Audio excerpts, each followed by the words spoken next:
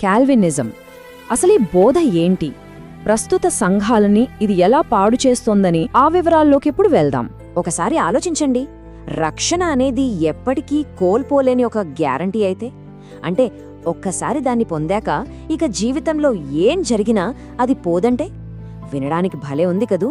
సరిగ్గా ఈ ఆలోచనే మనమివాళ చర్చించబోయే సిద్ధాంతానికి మూలం. మరి ఈ సిద్ధాంతాన్ని తీసుకొచ్చింది ఎవరు? ఆయనే జాన్ కాల్విన్. ఈయన పేరు మీదే ఈ సిద్ధాంతానికి కాల్వినిజం అని పేరొచ్చింది. సరే, మరి ఈ ఆలోచన ఎలా వ్యాపించింది? ఇది చాలా ఆసక్తికరమైన విషయం. మొదట జాన్ కాల్విన్ అనే ఒక్క వ్యక్తితో మొదలైంది. ఆ తర్వాత అక్కడ్నుంచి పండితులు, జ్ఞానులు దీన్ని అందుకున్నారు. వాళ్ల ద్వారా చివరికి మొత్తం సంఘంలోకి పాకిపోయింది. చూశారా ఒక ఆలోచన ఎలా ప్రయాణిస్తుందో? కాబట్టి ఈ బోధలో కీలకమైన పదమేంటంటే నిత్యభద్రత. దీని అర్థం చాలా సింపుల్. ఒక్కసారి సువార్తను అంగీకరించామా అయిపోయే. ఆ తర్వాత మన జీవితం ఎలా ఉన్నా సరే మన రక్షణకు ఎలాంటి డోకా ఉండదు. దానికి శాశ్వతమైన గ్యారంటీ ఉంటుందన్నమాట. ఒక్కసారి విశ్వాసం ఉంచితే చాలు, రక్షణ అనేది ఇలా శాశ్వతంగా లాక్ చేయబడుతుంది. తాళం వేసేశాక ఇంక దాన్ని ఎవరూ తీయలేరు కదా. సరిగ్గా అలాగే ఈ రక్షణను ఎప్పటికీ కోల్పోలేమని ఈ బోధ చెబుతుంది. సరే, ఇక్కడే ఒక పెద్ద ప్రశ్న వస్తోంది.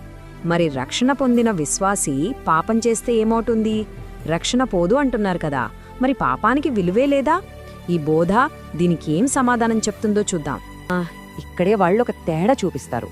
పాపం చేయడం వల్ల ఏమవుతుందంటే పరలోకంలో మనకొచ్చే బహుమానాలు పోతాయట. కాని రక్షణ అనే పునాది మాత్రం అస్సలు కదలదట. అది చెక్కు చెదరకుండా అలాగే ఉంటుందట. అంటే పునాది పక్క, పైన వచ్చే రివార్డ్స్ మాత్రమే పోతాయని వాదిస్తారు. ఈ బోధ బైబిల్కు పూర్తిగా విరుద్ధం అంటోంది. అవును, విన్నది నిజమే. ఇది దేవుని వాక్యానికి వ్యతిరేకమని, విశ్వాసులను పాపం చేయడానికి ప్రోత్సహించేంత ప్రమాదకరమైనదని స్పష్టం చేస్తోంది. ఈ రెండిటి మధ్య తేడాను ఇక్కడ స్పష్టంగా చూడొచ్చు. ఒకవైపు కాల్వినిజం ఏమంటోంది? ఎలా జీవించినా రక్షణ పోదు, పాపం చేస్తే మహా అయితే బహుమానాలు పోతాయి అంతే. కాని మరోవైపు బైబిల్ ఏం చెబుతోందని? రక్షణను భయంతో, వణుకుతో కాపాడుకోవాలి. కావాలని పాపం చేస్తే ఖచ్చితంగా శిక్ష తప్పదు అని హెచ్చరిస్తోంది. సరే, ఇప్పుడు ఈ కాల్వినిజం బోధ ఎందుకు తప్పో చెప్పడానికి బైబిల్ నుండే 5 బలమైన వాదనలు చూపిస్తోంది. వాటిలో మొదటిది పరిశుద్ధత ఎంత అవసరమో చెప్పే వాదన. చూడండి, బైబిల్ చాలా స్పష్టంగా చెబుతోంది, పరిశుద్ధత లేకుండా ఎవ్వరూ ప్రభువును చూడలేరు అని. అంటే పరలోకానికి వెళ్లాలంటే కావాల్సింది పరిశుద్ధమైన జీవితం. కేవలం ఒకసారి నమ్మాము కదా అని సరిపోదు. ఆ పరిశుద్ధతే అసలైన తాళంచెవి అని చెబుతోంది. ఇక రెండవ వాదన చూద్దాం. రక్షణ విషయంలో విశ్వాసులు ఎలా ఉండాలి అనే దాని గురించే ఇది చాలా లాజికల్ ప్రశ్న. ఒకవేళ రక్షణ అనేది ఎప్పటికీ పోనిది అయితే భయంతోనూ, వణుకుతోనూ మీ రక్షణను కొనసాగించండి అని బైబిల్లో ఎందుకు రాసి ఉంటుంది?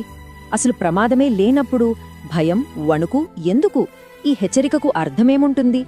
ఇక మూడవ ఖండన, ఇది అద్భుతాలు చేసేవాళ్ల గురించింది. ఇది వింటే కాస్త ఆశ్చర్యం కలగొచ్చు. చూడండి, ప్రభూ పేరిట అద్భుతాలు, సూచకక్రియలు చేసిన వాళ్లతో కూడా వాళ్ల జీవితం వాక్యానుసారంగా లేకపోతే చివర్లో ఏమన్నారంటే, మీరెవరో నాకు తెలీదన్నారు. అంటే మనం చేసే గొప్ప పనుల కన్నా దేవుని వాక్యం ప్రకారం జీవించడమే ముఖ్యం, అవే మనల్ని రక్షించవు అని స్పష్టం చేస్తోంది. ఇక నాల్గవ వాదన, సత్యం తెలిసాక కూడా కావాలనే పాపం చేసేవాళ్ల పరిస్థితి ఏంటి అనే దానిపై దృష్టి పెడుతుంది. సత్యమనే వెలుగు మార్గంలో నడుస్తూ కావాలనే పాపం చెయ్యడం ఆ మార్గాన్ని పగలగొట్టినట్లే. బైబిల్ ప్రకారం అలా సత్యం తెలిసాక కూడా బుద్ధిపూర్వకంగా పాపం చేసే వాళ్లకు క్షమాపణ లేదని, కఠినమైన శిక్ష తప్పదని చేస్తోంది. ఇక చివరిగా 5వ ఖండన, ఇది నేరుగా ప్రకటన గ్రంథం నుంచే తీసుకోబడింది. ప్రకటన గ్రంథంలో స్వయంగా క్రీస్తే 7 సంఘాలతో మాట్లాడుతున్నారు. వాళ్ల తప్పులను ఎత్తిచూపి మీరు మారకపోతే శిక్షిస్తానంటున్నారు. జయించిన వాళ్లకు బహుమానాలిస్తానంటున్నారు. ఒక్కసారి ఆలోచించండి, రక్షణ అనేది ఎప్పటికీ పోనిది అయితే ఈ హెచ్చరికలెందుకు?